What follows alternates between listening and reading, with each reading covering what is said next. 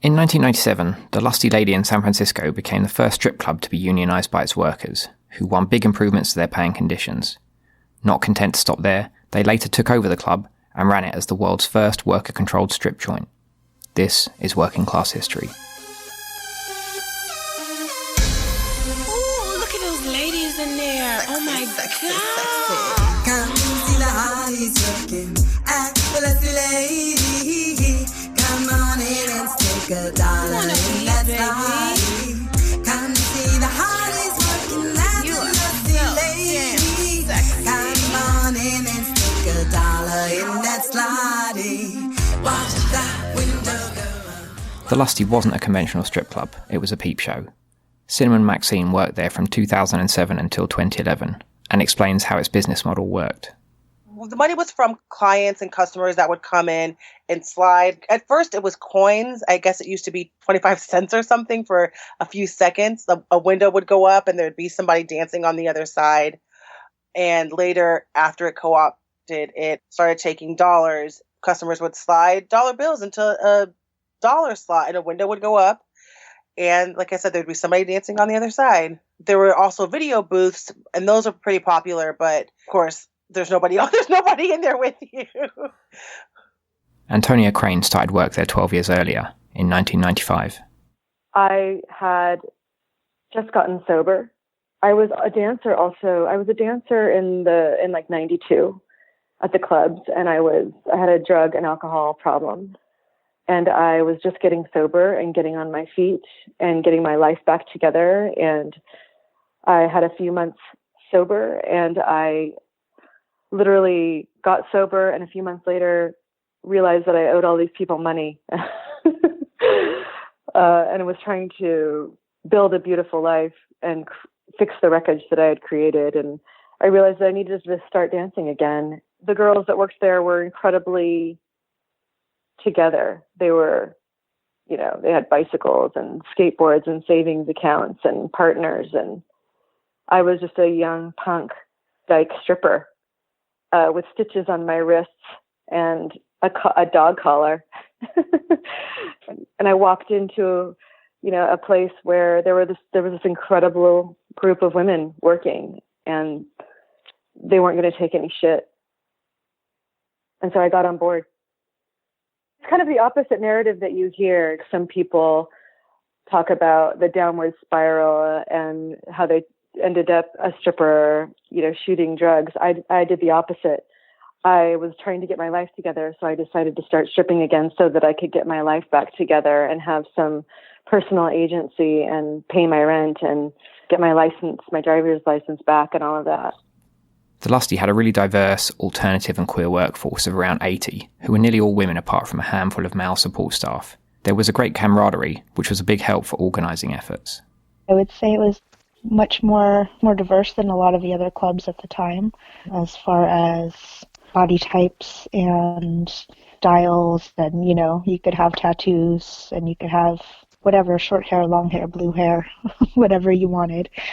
This is Pandora, who back then danced under the name Princess. She worked at the Lusty from around 1999-2000 up until 2013. I mean, we would just goof around, and there was just like a lot of laughing and a lot of support and love there. Part of the dressing room was sort of underground, and it felt like this little sort of rabbit warren, and you'd like come in and you'd punch in and you'd go downstairs, and as soon as you went in there, it was like you were in this magic sort of pink bubble. Everything just was sort of sparkly, and there were just boobs everywhere and hugs, and everyone was chasing each other around and smacking each other on the butt, and in a consensual way, not in a sexual harassment at work way. The fantasy that, that we're all down there having pillow fights, mostly there was a lot of knitting and studying. It felt like a really safe, happy place to me. Another feature of the Lusty, which also made it easier to organise, was its payroll system. One of the things that the Lusty did have that made it easier than other clubs is, even before the co-op, the amount of money that someone else made or didn't affect how much money you did or didn't. So there wasn't a competitive vibe.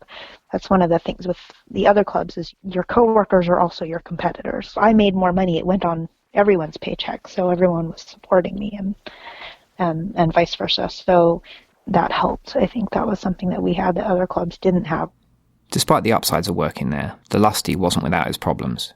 The main issues were if you were going to miss a shift or something, that in order to get someone to cover your shift, that you would have to get someone who basically what their standard of beauty was, or what their idea of what they thought would make more money was. So someone had to have your hair length or longer, your breast size or larger, your weight or lower. If a black dancer couldn't come into work, she had to find somebody as light as her or lighter to go in. So if you got sick, in order to get someone to cover your shift, they had to meet all of those criteria, which also meant that anyone who fit all of those criteria couldn't get anyone to cover their shift. So those people actually had a harder time, so they'd get fired because they couldn't get someone to cover their shift. Or they would come into work sick, and we work in a small glass box all together, so they would be in there coughing and sneezing and get everyone else sick, and it was a disaster. And then the other issue that we dealt with was with the private pleasures booth. So in a one-on-one booth, it's instead of like kind of like a fishbowl like the main stage used to be, it's just one window with one dancer on one side and one client on the other. And shows started, I think, at like $20 or $40 in there. So they started off at a baseline of that, whereas the main stage started off at $1. And the dancer in the private pleasures booth got a certain percentage, got a direct percentage of that money that they made in that booth, while the rest of it went to the house. So in private pleasures, you did have a chance to make significantly more money. They did discriminate against people based on race. Performers of color were frequently making less money than their white counterparts. The private pleasures booth, which is where you made a lot more money, they didn't get the shifts because the club obviously is making their money first, and so they were of the opinion that they wouldn't make as much money and were less desirable to customers, and so they didn't give them those shifts, or they didn't give them the optimal shifts like a Friday night or something. So that was a really unfair labor practice. They were saying that they were trying to have variety on stage, but they only would have one woman of color on stage at a time, which is sort of as if to say one of them is the same as any other one. And it was kind of like, what? You know, you could have as many white women on stage as you in a shift as you wanted, as long as they were varied in breast size or weight or hair color. But for women of color, they could just have one. And, you know, if you unpack that, it's pretty awful. And then the other thing was the issue with filming and videotaping. The club used to have some windows that were one-way glass, so the customers could see the dancers, but the dancers couldn't see the customers. And so they started filming dancers, and then, you know, and this is when the internet was starting and people were able to upload things and share them. You never knew if images of yourself were floating around being sold without your knowledge or consent, and where they would end up. So that was a big issue. The other thing about the two-way glass was that you couldn't see the customers, and you couldn't see, besides filming, what they were doing. And there were some incidences where there was one person they came in and they started firing a gun at the stage. And if the dancers could have seen it, they could have seen, like, oh my gosh, there's a gun, and gotten out of the way. They couldn't see them, so they were shooting, and no one got hit, fortunately, but it was pretty scary. So that was another point of the things that they wanted changed. And then the very last thing was you'd work up to top wage. So you'd start at like a certain wage, and you'd work up pretty fast to top wage. As soon as you hit top wage, they'd start looking for reasons to fire you. And so all of a sudden you were like under this microscope, and like any little mistake. The first time around I was let go for fixing my shoe on stage. Of all the issues there were, the one that caused the most anger was the one-way glass. There were mothers and teachers and people who were having anonymity in their lives as peep show performers, completely nude. And we were being filmed, and we didn't know what that meant then. This was 1995. And also, when we're talking about a live peep show, we're not just talking about like a little Instagram video where you see a body and it's very edited and pretty tame. We're talking about they could see the inside of our bodies, like they were literally seeing pink. And so this was really intense that we were being filmed. These things had all been raised with management, but they didn't do anything about it. Then one day, for the workers, there was a final straw. We were all on stage together, and Star saw a red light, and she said, "Move over, you're being filmed." And we were like, "What are you talking about?" And it looked like the end of a cigarette burning, and we had this one-way glass in certain booths. So this was in the early to mid 90s, and people were coming in with cameras and filming us. She stormed off stage, and she was just like, "Fuck this shit," basically. And she was 19 at the time, total badass. And she asked the manager, she told them that we were being filmed, and they said, "If you don't like it, you can go work somewhere else." And then she came back on stage at some point, maybe that day, maybe a few minutes later, and just said, "I'm going to change things around here." And then we did change things around there. So they started to organise themselves. Unusually for strip clubs, lusty lady workers were legally designated as employees, unlike most dancers who are classified as independent contractors. In US labour law, this gives you the right to form a union. Antonia explains how they would organise. This was 1995, so, it was all about meeting together and leaving messages on our answering machines. So we would meet before work. The lusty lady had a reputation for being women run and women managed. And this woman, June, was the owner, and we had show directors who were ex-dancers. So this was a really interesting climate. And they were calling their own meetings and trying to divide and conquer us. While this was going on, the workers approached the Service Employees International Union, SEIU, a union mostly consisting of service industry and health workers.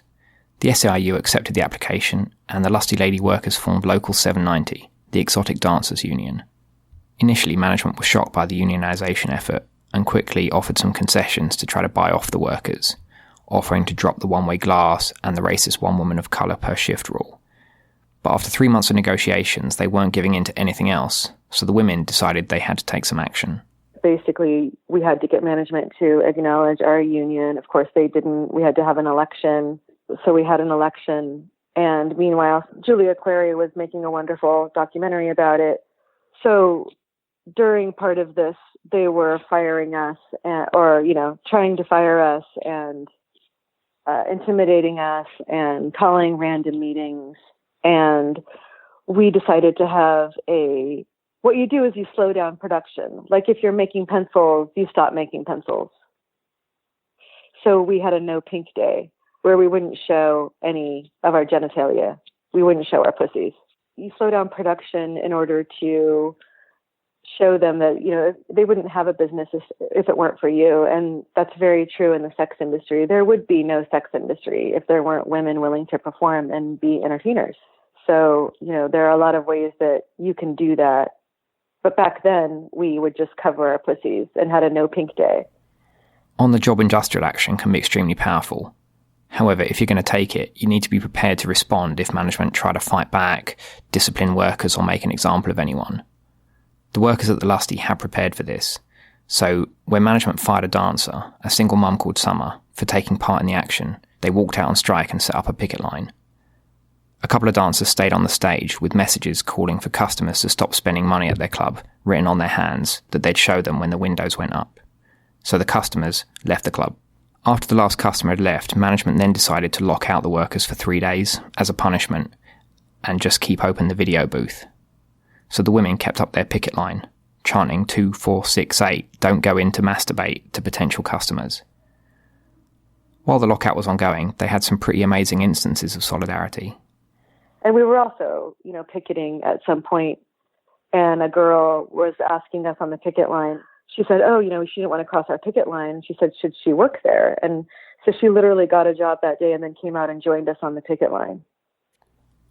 The workers showed their power to shut down the club and stop its income. So after a couple of days, management caved, ended the lockout and rehired Summer. After the dispute ended, realising that the women were too well organised and committed to be beaten, and facing the threat of more strikes, management began negotiating in good faith with the union. After a few more weeks of negotiations, management finally agreed to a pay rise and many of the other demands. We got rid of where the customers could see the dancers and the dancers could not see them. So we could see all the customers all the time. So there would be no filming. without our consent, because later webcams and things became popular, and so they couldn't just say, we're just going to film you on stage and make money off of it, and there's nothing you can, that protected us against that later. So the practice of people being scheduled based on what they look like, instead it was seniority, just sort of like any other job, that what you look like wasn't what determined how many shifts you got or what time you got your shift. A point system was put in. So basically the reasons for being fired or not were things that would, same with any other job, like being late a certain number of times or not showing up or, things like that, instead of just what you look like. Oh, you've gained some weight, so you're fired. Or you could just get any other competent dancer to come in and cover your shift. We went back and forth and finally agreed on, most of the things in the contract. The really sticky point that they weren't able to get, unfortunately, was the closed shop. They ended up with open shop, which basically means that being a union member is optional to employees. That's usually used as a tool for union busting, but they wouldn't budge on it, so they finally conceded and we went for open shop. The compromise we came up with that was that whenever anyone had their hiring process, that a shop steward has to be present so that they can't talk you out and talk to you about joining the union right then, so that management can't bully people into not joining, because if they have a certain percent that are not union members, then they can start union busting. So we just said, okay, well, if you're going to do that, then we're going to make sure that we're always there when you talk to new employees. Despite not winning a union shop, the workers were successful in maintaining a really high union density, with over 90% of workers voluntarily joining the union. So for the employees, daily life at the Lusty got a lot better. But over time, the owners seemed to lose interest in the club and pretty much started running it into the ground. So the workers decided to take things into their own hands. So around, I think it was 2002, 2003, sort of the numbers weren't adding up, and so people asked to see them, and there were a lot of errors. So that happened. People weren't getting paid what they should, and things weren't getting fixed, and things weren't getting taken care of. So there was some looking into the books, and things weren't quite right. And then also they were losing money. Internet porn was happening. A lot of other things were happening that were making it less lucrative for what we were doing. But they could have been doing a lot of things to bring in more money. They were doing no advertising. Didn't do any capital improvements to the theater. So they just sort of let it fall apart. No one knew we were there. They just didn't care anymore. The people that had owned it were just over it and just kind of letting it run itself down. And so they were going to let it close. But for all the dancers that worked there, they'd worked so hard with the union and everything else. And I mean, it's only a couple of years since, 5-6 years since, we'd gotten the union thing going. And they're like, okay, well then we're just going to close. And it felt like, no, we just made it good in here. So I decided to pool our money and buy the business. So there was some back and forth, negotiating with that, and then bought it for, I think it was $400,000 was the initial payment. And then we paid it off over the course of 5 years. We made a big payment, and then everyone bought in and became a shareholder. And then we paid off buying the business and then became shareholders of the business. It was after the Lusty became a co-op that Cinnamon started working there. I bumped into an old friend who told me about the Lusty, and I thought it sounded amazing, and I called in, got an audition, and I fell in love with the place. It felt really flexible, at least more in the business hours that I wanted to work, which was nighttime, and it paid well. And I only had to work a few days a week to make the pay that I would have been making at Safeway. The Lusty Lady was the only place that would ever hire me as a dancer because of my size and because the dancer community can be pretty racist. Here, Pandora and Cinnamon explain a bit more about how the co-op worked. And that's when basically everybody who works in the business owns a little bit of the business, and they all make decisions together on how the business is going to continue to run. And that's what the Lusty Lady did. They were, I believe, the first strip club to do that. We had our, our articles of incorporation and all that stuff, just like anything else. There's a board of directors, and then certain people who were the board of directors, which was by election of the membership, and then there were certain committees for different things, PR committee or whatever, and then a couple of management positions that were overseen by the board of directors. So you'd have what we called the madams, which were the dancers who did the scheduling for the dancers. When you want to start in management, dancers can be voted into being a junior madam. And from there, if you want to be lead madam, the board of directors would hire you. You'd have to be working there already. They wouldn't necessarily hire an outside person. They'd hire a dancer who'd already been working there for a while. We had meetings, as I recall, every 3 months. We had quarterly meetings. Before the meeting, people would write notes to the managers, which we called madams at the time, and submit these things to be put on the agenda. And then at the beginning of each meeting, we would also take last minute agenda items that we wanted to try to get through. And towards the end, while we were supposed to have 4 meetings a year, we were starting to have more and more frequent meetings because the business really needed to be figured out. We would take votes. Sometimes it was a yes, no via pieces of paper kind of thing, but most of the time it was just a raise your hands kind of a situation. Voting would happen right then. While the racist scheduling practices of the previous management had been stopped, an issue still remained in the co-op for workers of colour, which was that in the private pleasures booth, where workers could make more money by charging what they wanted, women of colour continued to make less than white workers. At some point, there came an issue where how do we give these people the space that they need while also trying to help them make the money that they deserve without taking the work away, because that's punishment that they don't deserve. And the white folks were like, if they can't make money, then they don't deserve that spot, or they don't deserve to be in the booth. And that's not how you solve that problem at all.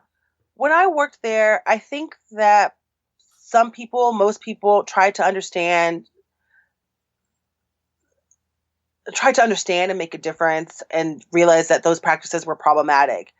I think that the other problems arose, but I think for the most part, people tried to understand. However, I think that there needed to be more work done. I think that people wanted to believe that they were doing the right thing because they owned a piece of the business and they wanted to do what was right by the business without understanding the complexities of race and classism and all of the issues that can arise in any kind of work environment. And I saw some situations get handled very poorly. And I think it was not only around dancers, but just, again, the general work environment as well. And it was really hard to talk about that stuff. And a lot of folks said that they didn't understand. But for me, as a person of color, it's hard to continue to try to explain the situation over and over when I feel like you're actually just refusing to understand. The union continued to play a role in the co-op, representing individuals on cases to do with discipline, grievance and sickness. Union activists and shop stewards like Pandora also kept pushing for further improvements to working conditions, which was now easier to achieve as the workers had more say in the management. I got a closed shop, which meant that everyone who was hired, all employees, were automatically in the union. And then successorship language, which meant that the contract rolled forward no matter who owned the business. And then sick days. Employees could, like any other job, if you could miss a shift, that you would be able to get sick days, because we noticed that even though people could get shifts covered by someone, they often came to work sick anyway because, it's the end of the month and it's an hourly job, it's not salaried. So rent would be due and you would have cold or something and you'd come in anyway and get everyone else sick. And also it's miserable to work when you're sick. To me, that was like, in my life of things that I'm proud of that I ever did, I felt like doing that. I felt like a superhero, and I'm still tooting my own horn about it. So, while some people see workers' self-management as the aim of socialism, communism, anarchism, or whatever you want to call it, Unfortunately, workers being in charge of a business in capitalist society aren't immune to market forces in that society, like pressure from competitors to keep prices low. We lasted for a while as the world's first strip club. We were able to coast on that for a really long time. And the style of strip club that it was, it being a peep show so that people could go in, watch porn, and also see live naked ladies and masturbate. That was different than other clubs in the area.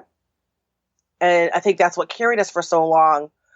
But without a single person or just a couple of people to make the hard business decisions, I think leaving it to sometimes upwards of 70 people trying to come to one decision was really hard. There was a lot of stuff going on. We couldn't come to decisions. And especially towards the end when it was going out of business, decisions needed to be made and nobody wanted to make the hard decisions. And we couldn't come to agreements at the end. It ruined friendships. The workers had inherited a bad financial situation from the previous owners. But then one day in 2013, they got some devastating news from their landlords, a corporation called Deja Vu, which already owned every other strip club in the city and a lot more around the US. We were flatlining as far as our income was going, but our expenses were going up. Rent was going up. The previous person who was doing the bills and the booking and books, how can I say, they really were not doing them. It was a disaster. We kind of got handed kind of this big mess. So we did our best, but we were just scraping by. Everyone was, I had gone from making, $26, $27 an hour to $10. It wasn't sustainable for any of us. We were all just exhausted. And then we were informed of a renewal of the lease that they were going to triple the rent. The co-op hired someone to help them try to raise funds and restructure the business, but they ended up going AWOL, leaving the workers high and dry, with only really one decent option left. We realized that, we looked at the numbers and we looked at the projections and where it was going, and it looked like probably in the coming year, it looked like it wasn't going to work.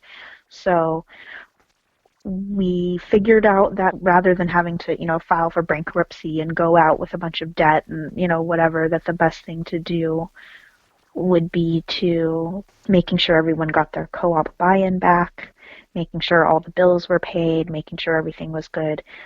The person engaged by the co-op to help them had a meeting with Deja Vu, but didn't tell the workers about it. So they found out later that they would have to leave the premises within only 2 weeks, or have to pay $50,000. So that really left us in a pickle.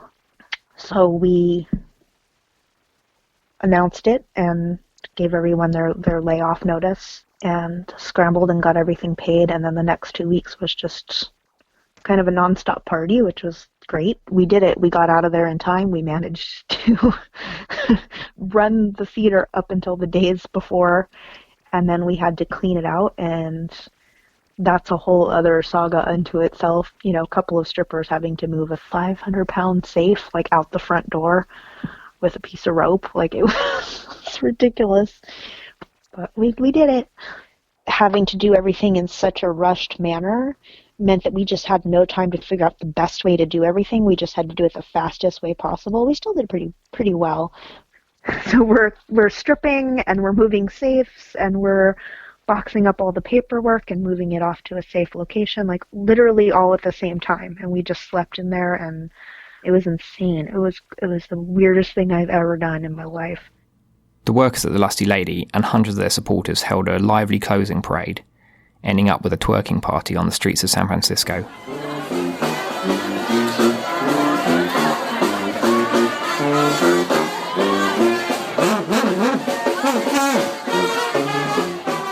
Going past another establishment owned by Deja Vu, the crowd took the opportunity to vent their frustration at the Lusty's former landlords.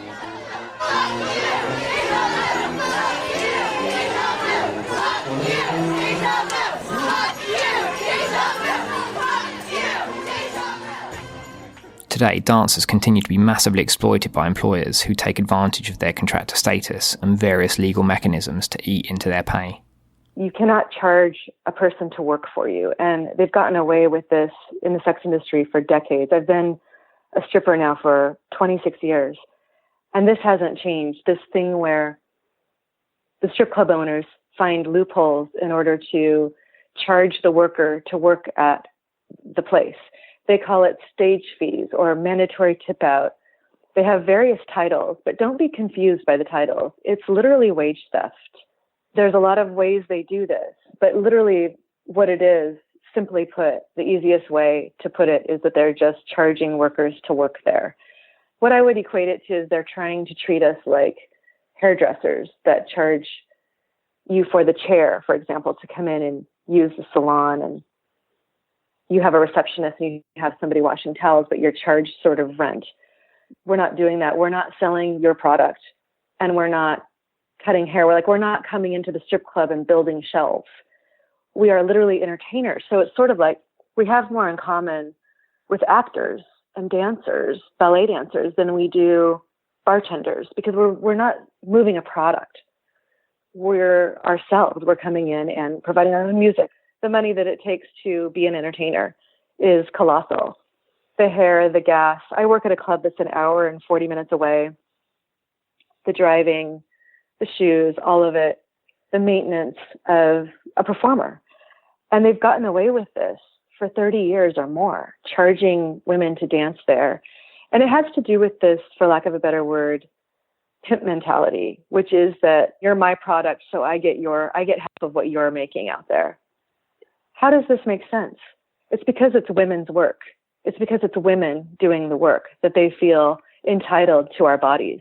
This is about feminism, and this is about a system that has historically exploited us. And the system has to change. And the way to change it is to unionize.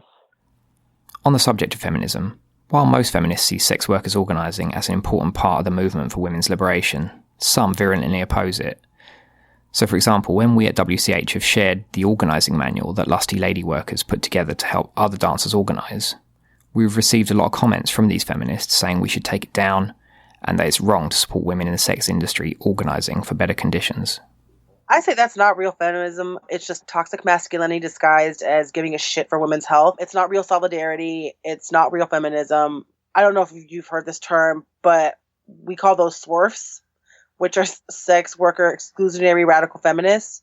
You're not really a feminist if you're not actually supporting all women. I think that they don't understand sex work or what it's like. They're mixing it up with trafficking, and they think that everyone who does sex work hates it, doesn't want to do it, wouldn't choose it, only does it because have no other choices. But I danced for about 15 years and I loved it. If I wasn't old and my knees weren't crackly, I would still be doing it. I love dancing. I love stripping. I love everything about it. This is about feminists who don't know what they're talking about, who think that sex work is something in which we are doing under duress or some system of coercion, and that's not the case. It's this funny expectation that because I'm an entertainer, would you ask an actor, oh, did you have fun at your job today? Was it fun? Oh, if it's not fun, then why are you doing it? It's like, guess what? It's work. It's complex. No, I don't always love my job. We're allowed to not have fun at our jobs, and we have every right to make a living and to have a sane and safe work environment. It's called work. You show up, you suit up, and you do your job. And there's a very strange expectation of sex workers that we have to be there having fun. And it has to do with a serious delusional confusion about what sex work is and what work is and how we look and think about work and what we think of women's work and what we think of the sex industry and the stigma there. And of course, that's completely right. If work was so great, employers wouldn't have to pay us to turn up. And plenty of us hate our jobs, at least sometimes. But that doesn't mean we shouldn't organise to make things better. And the sex industry is no different. And if you do oppose sex workers organising, it basically just means you're supporting pimps and strip club bosses making bigger profits and treating women worse. So really, that perspective doesn't make any logical sense. Now, some recent legal developments in the industry in the US may open up new possibilities for workers. Today in California, and I believe also Washington State, now we are no longer classified as independent contractors, but we're now employees. This is a rare window of opportunity we have it's a slam dunk to unionize right now and change the system, which is incredibly exploitive. And we can do that now. We can do it if they change the law, and there are moves being made by corporations and tech companies because they want to take away workers' rights. It's about having workers' rights and getting those human rights pieces in our workforce and being able to fight for healthy, sane, safe working conditions. And you can do that if you unionize, and it's very, very hard to do that if you don't. And so now we have the ability to do that. Literally April 30th, in California, we're now employees. I've been quietly watching this change and quietly hoping to do this. And finally, we are trying to do this. I have a group called Soldiers of Pole, SOP. And we have a talk every Wednesday night where California strippers can virtually join the discussion and find out what we can do at the clubs and our steps forward to unionize. And we've retained a lawyer, and we're looking for backing, and we have 4 interested unions right now that we're talking to. For Antonia, the struggle for better paying conditions in the sex industry continues. I'm directing a documentary about the effort that we're doing now, the organizing labor effort that strippers in California particularly are doing now, called Soldiers of Pole. I have an incredible crew. Molly Stewart is my DP. She's award-winning, and she's 25. She's just incredible. And Jed Bell, and I have this incredible crew, and we are actually filming the women of a certain lusty lady vintage and bringing them along, and it's about women helping other women. It's about the lusty lady women helping today's women, and the conversation about labor and how we can lift other women up in this workforce and what that looks like. It's a roller coaster ride right now because every time I go into work, it's different. It's getting worse in the corporate clubs, I'll say. The clubs are really doing everything they can to commit fraud and to steal the minimum wage paycheck money because they've been evading federal and state taxes forever. And so they are actually stealing the money from the women's paychecks. And so these things are happening every day, and we're documenting that process. And most importantly, how women are unifying and the conversations that we're having with each other, trying to improve this workforce together. Hopefully, we will, again, have some successes. You know, it's the tiny successes that happen, and you almost don't even see it happening while it's going on. We just show up and listen to one another and just keep building and building until things change. You got to play the long game, which is what unionizing is about. It's playing the long game. Shortly after our interview, Antonia helped organise a strike of dancers at the Crazy Girls Hollywood Club in LA against wage theft and sexual harassment on Friday the 22nd of February 2019. We're not gonna pay to work. If you wanna see us twerk, we're not gonna pay to work. If you wanna see us twerk, we're not gonna pay to work. Woo! And her taste of that pioneering victory at the Lusty Lady continues to inspire her efforts today. It felt awesome to be a part of the coolest women in the world. It was really, really triumphant. It was definitely a win. Those experiences of the organising campaign and the work of self-management afterwards also had a transformative impact on everyone else involved. I will probably never go back to working for another straight job again. I mean, at this point, it's pretty much impossible due to mental health reasons for me. But that's also why the Lusty Lady changed my life. It taught me that I deserve to work in an environment that meets my accessibility needs. And if a job doesn't do that, I should not have to force myself to do that. Whenever dancers do anything that any other job does, it gets immediate attention. I mean, even when we went co-op, we made the news all over again, and there was sort of when we were in the news, like even the tone of the coverage was like there was sort of almost a joke to it, like a bunch of strippers are unionizing. Can you believe it? I guess the advice they would give to them is to not believe the idea that because they're dancers that they have any less ability to do it than anyone else. I mean, if you can hang upside down off a pole, what else are you scared of? I think that sex workers and adult entertainment workers need to absolutely organize themselves because no one else is going to do it for them. Nobody gives a shit about them. Nobody wants to see us succeed. And if we don't pull together and organize ourselves, we're going to fall apart. We didn't, I think, know what it really meant to do that and what that was going to do and how it was going to contrast with the lap dancing clubs and what was going on there as corporations began to buy all of the clubs. I don't think we knew, what we were really getting into, which is sort of like the best, because you can really look back and say, wow, that was really incredible and stunning. And I'm so glad we're still talking about it and that we can use it as proof and as a springboard and say, we've done it before. We can do this again. Come on, see the hotties working. Act the lusty lady. Come on, daddy, stick $1 in that slotty. Come on, see the hotties working. Act the lusty lady. Come on. Well, that's all the time we have for today. I would strongly recommend checking out the film Live Nude Girls Unite, which is a documentary by one of the workers about the original organising effort at the club. We've got links to that, as well as to Antonia's current campaigning in the show notes. We've also got a lot more info, photos and videos of the Lusty Lady, including the organising manual which the women put together to help other sex workers organise. That's on our website at workingclasshistory.com and linked to in the show notes as well. We hope you enjoyed this episode as much as we enjoyed putting it together. We've been working on it for months, and it is one of our new wave of episodes we're spending a lot more time putting together than before, so we hope it shows. We're going to be doing this through 2019, taking time out from our day jobs, but ultimately it's only going to be sustainable if we get more supporters on Patreon. So if you'd like to support our work and get benefits like exclusive early access to episodes, bonus audio and more, please go to patreon.com/workingclasshistory.